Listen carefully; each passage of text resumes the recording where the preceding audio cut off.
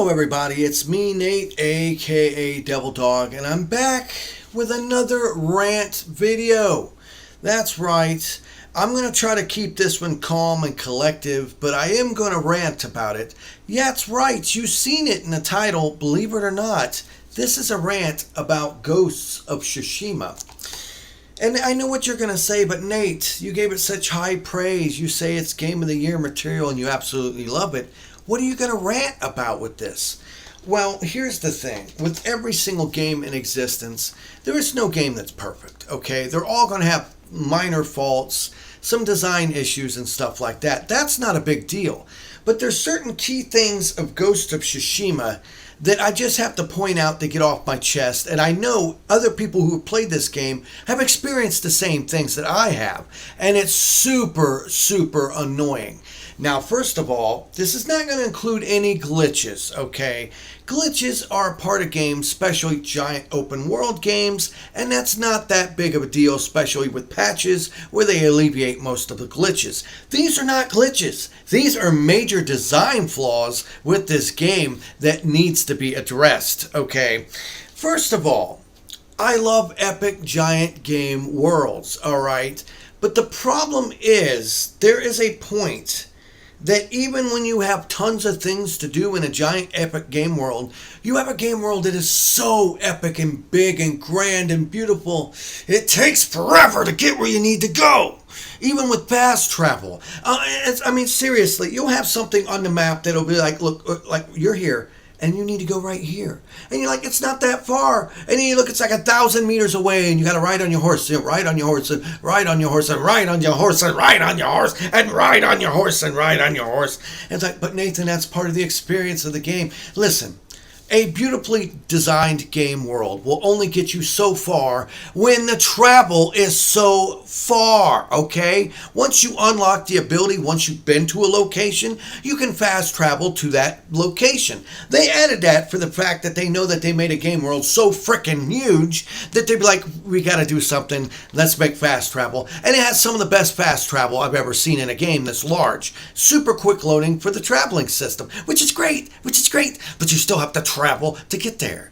And it wouldn't be that bad, you know, but when you design a realistic game world, you're not just going to have a straight path, okay? You'd be like, okay, you need to go to Hama village, okay? That's 1,000 meters away, which takes forever while you're riding. And on your way there, you're getting stopped with Mongol hordes, you're getting bears attacking you, and then all of a sudden, God forbid, it's like, oh no, look, it was a field, now it's a mountain, now you got to go all the way around the mountain or climb over it, taking 45 minutes to get around the mountain, to get to the other side, to finally get back on your horse. This horse is a teleporting horse. There's been so many cases where I've left the horse behind and I climbed up to a mountaintop and I jumped off the other side. And once you get an ability, you can roll when you jump off of a high ledge and not take any damage. So you can literally jump off a mountain like Freebird style and at the end hit the button and roll, and all of a sudden you whistle, horse is right there. Like, hey, teleporting horse, if you can teleport all the time, why don't you just teleport me to the other side of the damn mountain, you know? But okay, that's not a big deal. I understand you need to have a horse and you want to wait realistic time.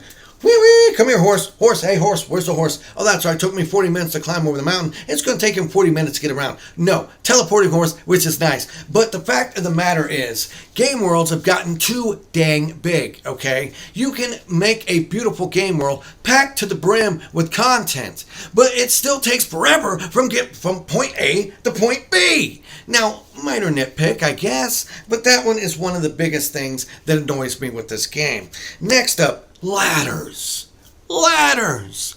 How can you possibly botch a simple thing as a ladder? Huh, a ladder. Oh my goodness. You know what I'm talking about. Anyone who's played this game for a long period of time knows Jin is afraid of ladders for some reason. There's so many times I try to get him to go and climb a ladder and he's like, oh, no. Just, you know, point towards the ladder, grab the ladder, climb the dang ladder. But he doesn't want to do that. No. A lot of times you'll run around in a circle and be like, oh, not the ladder. Oh, he won't just grab onto the dang ladder and climb up it. I don't understand this, and it seems to get worse the farther you progress into the game. When you first start out in the game, he doesn't seem to have a fear of ladders, but there's something going on with Jin through his adventure. He starts getting afraid of ladders, and he won't just grab the dang ladder and climb to the top. And have you ever had this too, when you're sliding down the ladder, and if you don't have the angle of your camera just right, he'll try to climb back up the ladder again. No, Jin. Bad Jin. I want you off the ladder. You get on the ladder, you climb up the ladder, you go down the ladder. You try to go back up the ladder, tries to go down. What is the deal with Jin and ladders in this? I don't get it. He has a problem with ladders.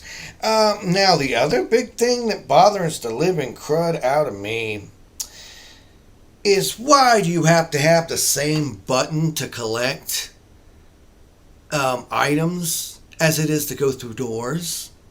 Now, you may not seem that's a big deal, like, you hit a button to go through a door, but they place items like right on the side where a door is. And there's been so many times in this game where there'd be an enemy outside, and I have the ability to stab through the door to kill him, and I'm waiting on it because I want to get this item. I want this iron. But Jin's decide, I'm not going to grab the iron. I'm going to open the door. Peekaboo! Hey, enemy, and you get a battle. Not a big deal, battle, but the fact of the matter is, why you have to put so many items so close to the doors, and why do you have the same button to collect the items as the same button to open the doors? Very simply put, you should have had a different button to open the doors. That would have solved the problem right there. Because when you go in an area and you want to collect stuff, you're just mashing that button to collect stuff, okay? Fortunately, unlike other games like Red Dead Redemption, you physically don't have an animation of you going over there and opening a drawer, searching through it and grabbing it, spend 20 minutes to grab a couple bucks, okay? This one's not that bad. You can just magically grab stuff and it fades into your pockets. I'm okay with that part. I really am. You don't have to have that much realism in a game. But the problem is, why, when you have the same button to go through a door as you do to collect items, and then decide to place items right near doors, so you have that, like, open the door, close the door, open the door, close the door, open the door, close the door. It's a minor inconvenience, I guess, but it's annoying. Now, the next thing that hands down annoys the crap about me with this game is the idle animations. Now, they're beautiful to watch the first couple times, but kind of like the other thing, the cutscenes that I'm going to talk about. Idle animations and cutscenes. Why can't you have a button to fast pass that? Now, you're asking, but Nate, what do you mean? Well, you go and you rescue a villager, right? You kill the guys and it's free me, and you free them. And every single time you free a person, which is thousands of people in this game, I might add, they have to stop and give you their life story. I mean, it's not long. Oh, thank you so much, Jin. I was worried they were going to kill me. If it wasn't for you to come around and save me, Jin, I think I was gonna die. Okay, that's fine. And you go and you save the next guy. Thank you, Jin, so much. Honorable bow. You're a fantastic warrior. It's good you came along when I needed your help, or I wouldn't have made it. Now I'm thinking of going to see my buddy Steve in Paraguay. Do you think that's a good idea, Steve? And it just keeps going on and on and on, and you can't skip it. Why not add a button after the first couple times? If you don't want to watch this crap, you could skip it. But you can't. Every single time you clear out a stronghold, every single time you rescue a person, every single time you do anything, they show an unskippable cutscene. And while it's cool at the start, after a while, I don't want to see it no more. I don't. I want to be able to press a button and skip it. I don't want to have it once I clear out a town. It shows them rebuild the town. And then it shows people moving in. It shows people fishing. Then it shows Jin sleeping with his horse, which is nice. Yes, don't get me wrong. It's a beautiful addition. But you want to know what would be an even more beautiful addition? If you give me the button, I can press to skip it and get back into the game. I don't always want to spend 30 seconds each time watching some stupid animation and people come back and, oh, look, I'm chopping wood now. Oh, look, I'm fishing. Oh, look, I'm making dough. That's all great for your animation and for your detail, but it doesn't necessarily mean I want to watch it every single freaking time. I want to have a button press where I can skip that crap. I don't want to watch Jin bowing for 15 seconds every single time. I don't want to watch Jin talking with a person every single time I rescue him. I don't want to see Jin feeding an apple to his horse every single time. That's the problem with this game. It's not an excessive compulsive disorder like Red Dead Redemption 2 was, but it's got some aspects to it that are quite annoying and time wasting. I really think if you were able to cut out such the long distances of the travel, if you were able to cut out all the cutscenes or skip them and all the idle animations, it would probably bring the total time of this game down to 15 hours or so. Because the game itself isn't that long in the main story department. It's all the side quests and all the other stuff and all the travel that takes up most of the damn time in this game. And don't get me wrong, hands down, it is still my pick for a Game of the Year game. But it does have some issues to it I wish they would address and possibly add in a future patch. I want to have the ability to press a button and skip all the people talking. I want to be able to skip all the animation of them rebuilding. I don't want to see it every time. I got it the first 50,000 times. I don't need to see it again after 5,000 times. Every time I rescue somebody, I don't want to hear her life story or their life story of how, oh, I was just walking down the road and I got caught by Mongols. Thank you for saving me. Now I think I'm going to go back. I don't care. I don't care. I don't care. And the problem is with it, you don't give me the ability to skip that crap. And why is Jin afraid of ladders? What is his problem with ladders? Climb the ladder, get down off the ladder. Don't have to pivot just right with the camera angle to get him to grab a ladder. That's stupid. That's a minor nitpick, but annoying after a while. Because when you figure about it, okay, how many ladders you climb in this game? Lots. Lots. Oh my God, lots of ladders. You would think that they would get a mundane thing like climbing a ladder down pat. But no, Jin gets allergic to wood on ladders. I don't know what it is. And honestly, why you gotta have the same item to collect items as you do going through the doors? Change it. Give me the option to change that. I mean, all these things add up to a minor nitpicks. But at the same time, when you're playing through a 40 to 50 hour game, several playthroughs, after a while it's like taking your fingernails and scratching a chalkboard. They're minor, but they stack up, and after a while you realize, hey, why couldn't you do something simple? Hey, Sucker Punch, great game, but why can't you allow me to press a button to skip this crap? Why can't you make it some other, like maybe a smaller game world? I'll give you that in the most beautiful game world ever, but it's like riding my horse, riding my horse, riding my horse, riding my horse, riding my horse, riding my horse. And in the end, these are the major problems I have with Ghost of Tsushima. Have you experienced anything like this that annoys the crap out of you in Ghost of Tsushima as well? If you have, leave it in the comments below.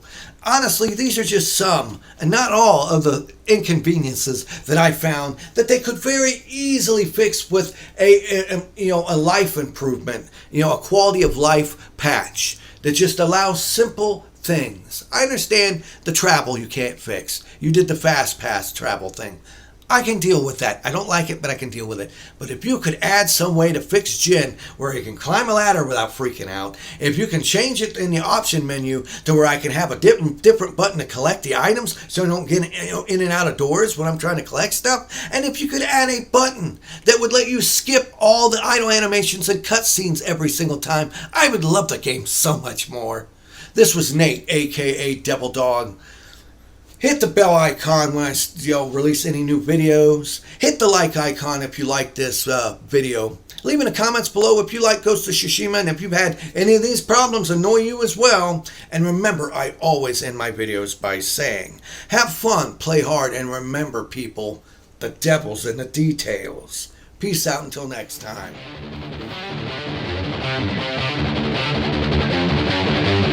Oh!